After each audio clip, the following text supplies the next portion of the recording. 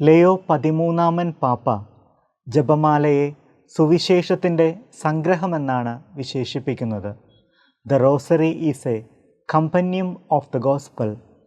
പരിശുദ്ധ ജപമാലയുടെ രഹസ്യങ്ങളിലൂടെ കടന്നു പോകുമ്പോൾ യേശുവിൻ്റെ ജനനം, ജീവിതം, മരണം, ഉയർപ്പ്, മാതാവിൻ്റെ സ്വർഗാരോപണം എന്നിവയെപ്പറ്റി നാം ധ്യാനിക്കുന്നുണ്ട്. നമ്മുടെ ഓരോരുത്തരുടെയും ജീവിതത്തിൽ സന്തോഷവും ദുഃഖങ്ങളുമെല്ലാം ഉണ്ടാകും. എന്നാൽ ദൈവത്തിൽ പരിപൂർണമായി ആശ്രയിച്ചാൽ ദൈവം നമ്മെ ഉയർത്തുമെന്നല്ലേ ജപമാല നമ്മെ പഠിപ്പിക്കുന്നത്. ഇനി ജപമാല കയ്യിലെടുക്കുമ്പോൾ ഓർക്കാം, ഞാൻ കയ്യിലെടുക്കുന്നത് വെറും മുത്തുകൾ കൊണ്ട് കോർത്ത ഒരു മാലയല്ല, മറിച്ച് നമ്മെ ഓരോരുത്തരെയും ദൈവവുമായി അടുപ്പിക്കുന്ന ഒരു ശക്തമായ ആയുധമാണ് ജപമാല.